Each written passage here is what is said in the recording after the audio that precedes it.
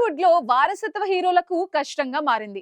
శ్రీకాంత్ తనయుడు రోషన్, రాజీవ్ కనకాల కుమారుడు రోషన్ కనకాల, పూరి జగన్నాథ్ తనయుడు ఆకాష్ పూరి, శోభన్ కుమారుడు సంతోష్ శోభన్, ఇలా హీరోలందరూ గ్రాండ్ ఎంట్రీ ఇచ్చారు. కానీ ప్రేక్షకులు పట్టించుకోవడం లేదా? సక్సెస్ కోసం ఎంత ప్రయత్నించినా ఈ హీరోలకు ఎందుకు హిట్ రావడం లేదు? Watch the story. ఇండస్ట్రీలో బ్యాకప్ చాలా ముఖ్యం. అదుంటే సినిమా రంగంలోకి ప్రవేశించడం సులభమవుతుంది. అవకాశాల కోసం స్వయంగా కష్టపడాల్సిన అవసరం తగ్గుతుంది. తండ్రులు తాతలు వేసిన పునాదుల వల్ల ఛాన్సులు సులభంగా దొరుకుతాయి. చార్మింగ్ స్టార్ శ్రీకాంత్ తనయుడు రోషన్ కూడా అలాగే నిర్మలా కాన్వెంట్ చిత్రంతో ఇండస్ట్రీలో అడుగుపెట్టాడు. నాగార్జున నిర్మించిన ఈ చిత్రంలో ఏ కుర్రాడు సరిపోతాడని ఆలోచించి రోషన్ ఎంపిక చేశారు. అప్పటికి రుద్రమదేవిలో బాలనటుడిగా అనుభవం ఉన్న రోషన్ నిర్మలా కాన్వెంట్లో ప్రధాన పాత్రలో నటించాడు. ఆ తర్వాత పెళ్లి సందడితో హీరోగా మారాడు. కానీ సోలో హీరోగా ఇంకా ఎదగలేకపోయాడు.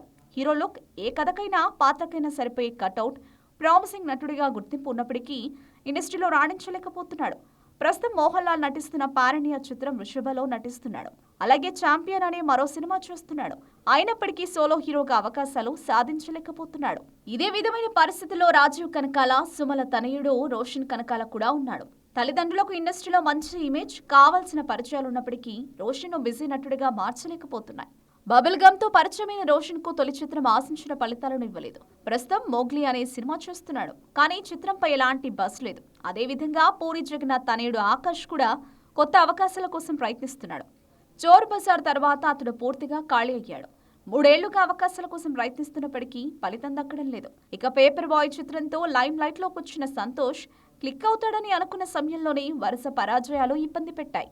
సంతోష్ శోభన్ తండ్రి శోభన్ వర్షం లాంటి బ్లాక్ బస్టర్ చిత్రానికి దర్శకత్వం వహించిన దర్శకుడు. వర్షంలో ప్రభాస్, త్రిష హీరోయిన్లుగా నటించగా ఈ చిత్రం శోభన్ కు దర్శకుడిగా గొప్ప పేరు తెచ్చిపెట్టింది. సంతోష్ శోభన్ 2011లో గోల్కొండ హైస్కూల్ చిత్రంతో బాలనటుడిగా పరిచయం అయ్యాడు. ఆ తర్వాత పేపర్ బాయ్ లో ప్రధాన పాత్రలో నటించాడు. ఈ చిత్రాన్ని అక్కినేని నాగార్జున నిర్మించారు. జేఎన్సీ పరాన్సీ దర్శకత్వం వహించారు. పేపర్ బాయ్ లో సంతోష్ శోభన్ ఒక పేపర్ బాయ్ గా జీవనం సాగించే యువకుడి పాత్రలో నటించాడు. అతడు ప్రేమలో పడి జీవితంలో మార్పులను ఎదుర్కొనే కథ ఇది. అయితే ఈ చిత్రం కలెక్షన్ల పరంగా విజయం సాధించలేదు.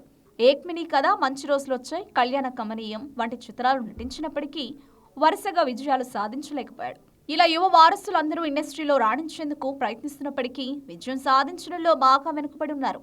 బ్యాకప్ పరిచయాలు ఉన్నప్పటికీ సరైన కథలు, అవకాశాలు, ప్రేక్షకుల ఆదరణ కలిసి రావాలి.